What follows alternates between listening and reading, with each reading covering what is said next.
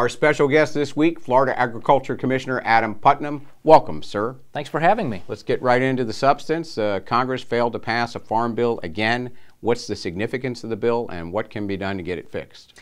You know, the significance of U.S. farm policy is that it includes not only support for food security in this country, having an abundant, safe, affordable supply of food so that we're not as dependent on other countries for our food as we are for our fuel, but it also includes things important to non-grain states like Florida. You know, the bulk of the farm bill that's agricultural related goes to the grains, corn, wheat, soybeans, cotton.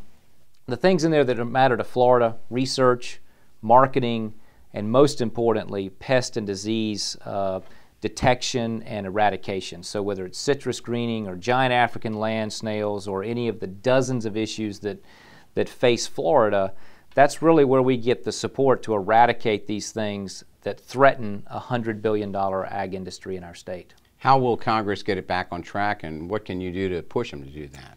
Well, you know, our congressional delegation has some great leadership in it on the ag issues.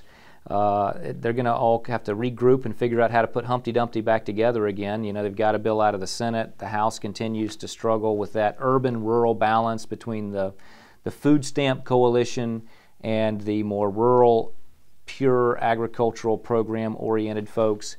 But there's a lot of money in there, a lot of programs in there that support the Florida Everglades, the Northern Everglades, the spring sheds, Lake Okeechobee, as well as research and marketing. So I'm hopeful that they will be able to get it back on track and strike the right balance. Well, recently you called water policy the #1 issue in Florida. Can you explain why? Well, whether you want to plant an orange grove, build a subdivision, or save the Everglades, water is going to drive economic development and quality of life decisions in this state.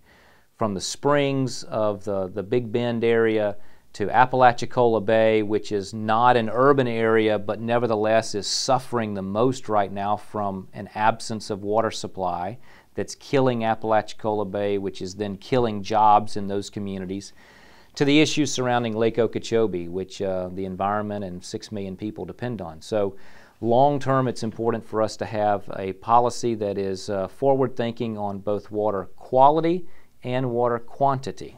And what about our difficulty in working with other states? We're downstream from several other states whose water policies affect ours. Well, and that's really the challenge in Apalachicola. The Corps of Engineers, which is a federal agency, is not allowing adequate volumes of water to come down the Apalachicola River from Georgia.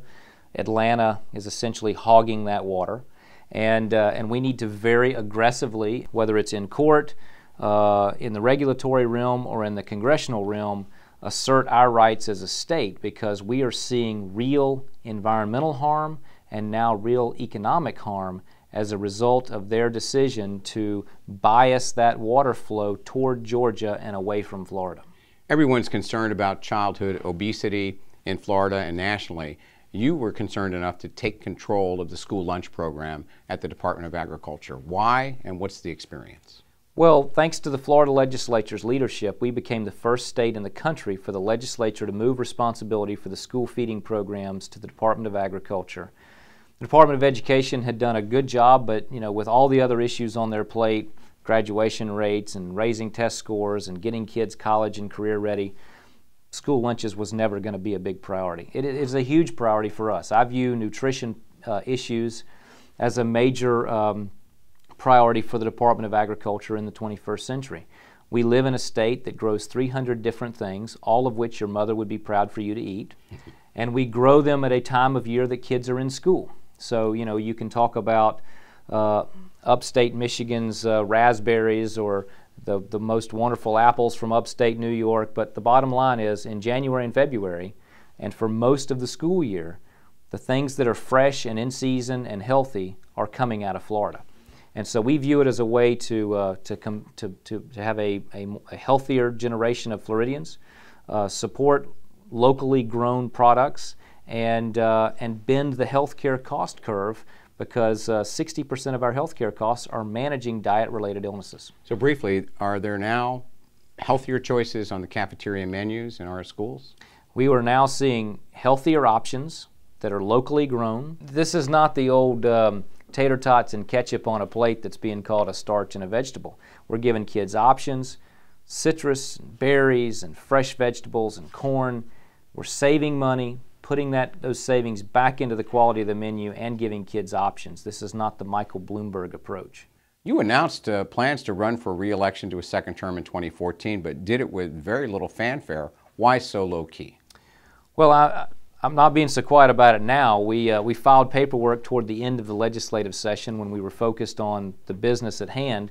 But in order to have a very public kickoff, you have to file papers and get everything squared away so that you're legal, and there's a certain order to do those things. But I'm excited about getting around the state and asking people to renew my contract for another 4 years. Okay. Well, good luck, sir. Thank you very much for joining us. Thank you. And we'll see you next time on Florida Newsmakers.